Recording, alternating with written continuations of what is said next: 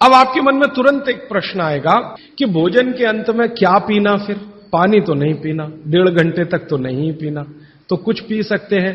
तो भागवत जी ने 3 चीजें बताई हैं, उसके लिए पूरा सूत्र लिखा है कि भोजन के अंत में सबसे अच्छी चीज जो पीने के लिए है वो है छाछ, वो है मट्ठा, दही का तक्रम।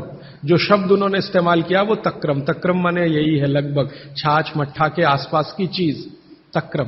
वैसे तक्रम की उन्होंने परिभाषा दी है कि दही को खूब अच्छे से मथने के बाद उसका मक्खन जो निकल गया तो मक्खन निकालकर जो बचा वो तक्रम, मक्खन रह गया तो वो लस्सी। लस्सी पीने के लिए नहीं कह रहे, तक्रम की बात है। तो आप भोजन के बाद जो सबसे अच्छी चीज पी सकते हैं वो है छाछ, वो है मट्ठा। मट्ठा शब्द एकदम अच्छा है, हिंदी का शब्द शायद आप सब समझते हैं, गुजराती हैं तो छाछ आप अच्छे से समझते हैं। तो छाछ पिए हैं या मट्ठा पिए, ये सबसे अच्छी चीज। दूसरी सबसे अच्छी चीज उन्होंने बताई है वो है दूध, दूध दूसरी सबसे अच्छी चीज। और तीसरी सबसे अच्छी चीज बताई है फल का रस, कोई भी फल का रस, लेकिन वो कह रहे हैं मौसमी फल का रस, जिस मौसम में जो फल आता है उसका रस, माने मौसम के विरुद्ध के फल नहीं। आज का मौसम आम का नहीं है तो आम का रस अभी पिए तो नहीं चलेगा। आज का मौसम गन्ने के रस का है तो गन्ने का रस ही पिए। थोड़े दिन के बाद संतरे के रस का मौसम आ जाएगा तो संतरे के रस का। भागवती जी कहते हैं कि जो चीज प्रकृति ने जिस समय में प्रचुर मात्रा में उपलब्ध कराई हो उसका रस। तो आप ये कहें कि कोल्ड स्टोरेज से लाया हुआ संतरा और उसका रस निकाला या मौसमी का रस, ये सर्वनाश करेगा, सत्यानाश नहीं सर्वनाश करेगा।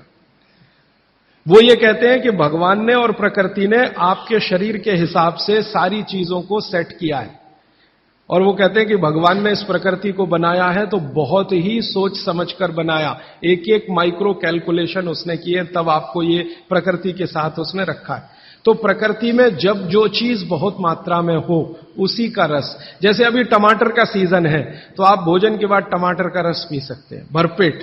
इस समय गन्ने के रस का सीजन है तो भोजन के बाद आप गन्ने का रस भरपेट पी सकते हैं। जो भी अभी थोड़े दिन में अंगूर का सीजन आ जाएगा तो भोजन के बाद अंगूर का रस पी सकते हैं, संतरे का, जब जब जो सीजन आए वो ध्यान रखना है। अब इसमें आगे एक सूत्र है वो बहुत महत्व का है। भागवत जी कहते हैं मट्ठा या छाछ कब पीना, दूध कब पीना, रस कब पीना। तो उसके लिए उन्होंने बहुत स्पष्ट और बहुत जोर देकर यह कहा है कि मट्ठा हमेशा दोपहर के भोजन के बाद ही पीना, सामान्य लोगों के लिए। असामान्य लोगों के लिए बाद में बताऊंगा, जो सामान्य लोग हैं आपके मेरे जैसे, मट्ठा हमेशा दोपहर के भोजन के बाद ही पीना, और दूध हमेशा रात के भोजन के बाद ही पीना। दूध माने शाम को 6-7 बजे के भोजन के बाद ही पीना, और जूस हमेशा सुबह के भोजन के बाद ही पीना। सुबह का भोजन माने नाश्ता, भागवत जी ने नाश्ता शब्द कहीं नहीं इस्तेमाल किया है, सुबह का भोजन, आप उसको नाश्ता कैसे। तो सुबह के भोजन के बाद जूस, दोपहर के भोजन के बाद मट्ठा, और रात के भोजन के बाद दूध।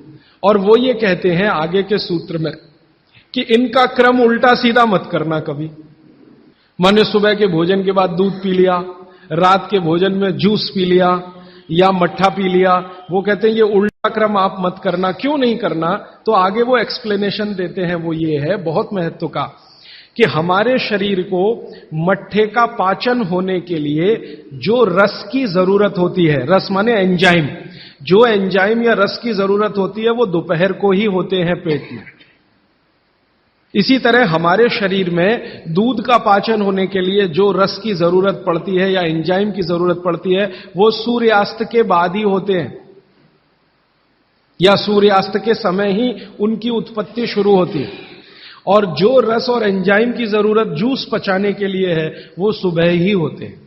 इसलिए आप नियम बना लो, ब्रेकफास्ट में जूस, लंच में मट्ठा छाछ, और डिनर में दूध। बच्चों को भी यही नियम, बड़ों को भी यही नियम। अब आप कहेंगे हमारे बच्चे तो स्कूल जाते दूध पीकर जाते हैं, तो बदल दो, जूस पीकर भेजो या पिलाकर भेजो।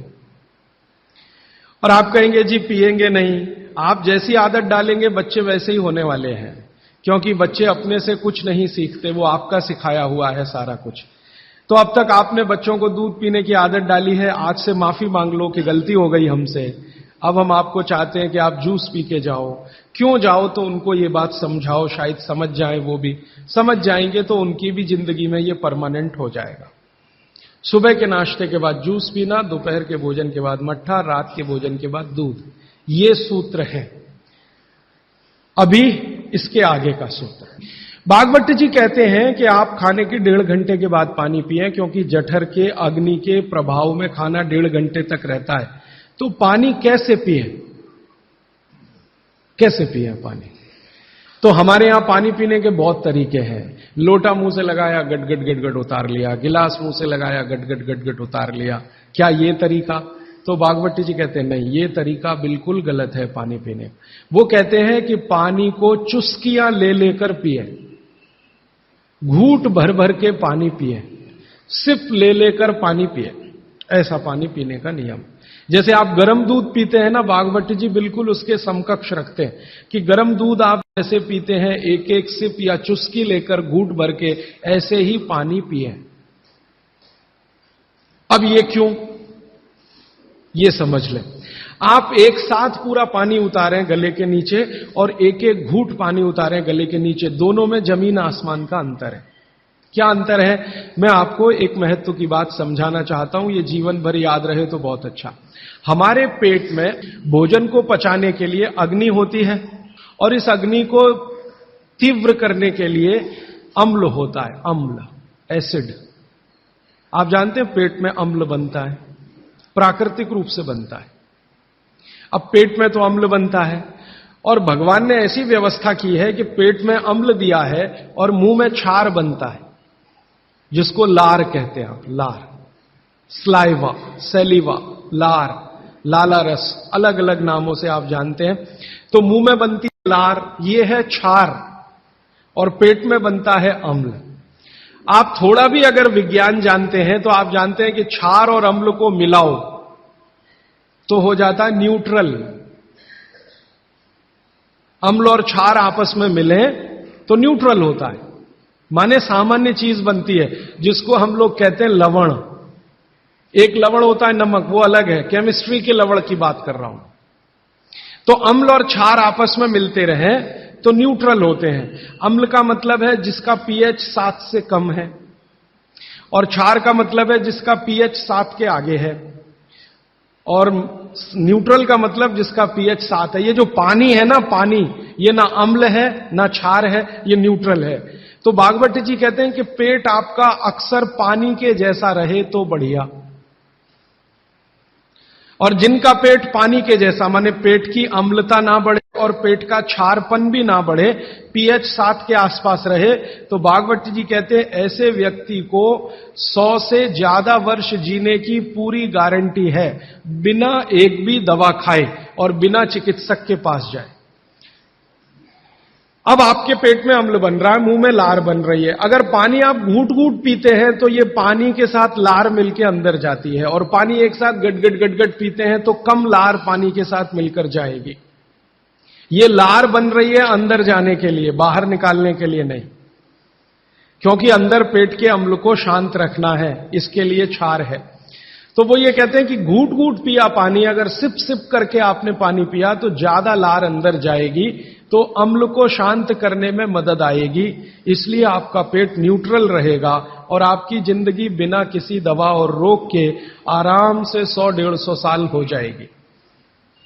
इसलिए पानी घूंट घूंट भर के पिए, और एक साथ गटगट पानी पिएंगे तो लार पानी के साथ मिल नहीं पाएगी, तो अंतिम रूप में जब वो पहुंचेगा पानी तो खाली पानी होगा, और वो उतना न्यूट्रलाइज नहीं कर पाएगा, पेट को उस तरह से सामान्य अवस्था में नहीं ला पाएगा। हालांकि पानी भी अम्ल को कम करता है, क्योंकि अम्ल में पानी मिलाओ तो अम्ल की ताकत कम होती जाती है, तो पानी कम तो करेगा, लेकिन लार के साथ जो पानी कम करेगा वो बिल्कुल अद्भुत होगा। भागवत जी आगे कहते हैं, बहुत ही महत्व की बात है ये सब आपके लिए। वो ये कहते हैं कि जो व्यक्ति सिप सिप करके पानी पिए, वो देखें जानवर कैसे पीते हैं। चिड़िया कैसे पानी पीती है? चिड़िया एक ड्रॉप उठाती है, आप ध्यान देना, चिड़िया एक ड्रॉप उठाएगी, फिर उसको ऐसे ऐसे मुंह में चलाएगी, फिर पिएगी, फिर दूसरी ड्रॉप उठाएगी, फिर ऐसे ऐसे चलाएगी, फिर पिएगी।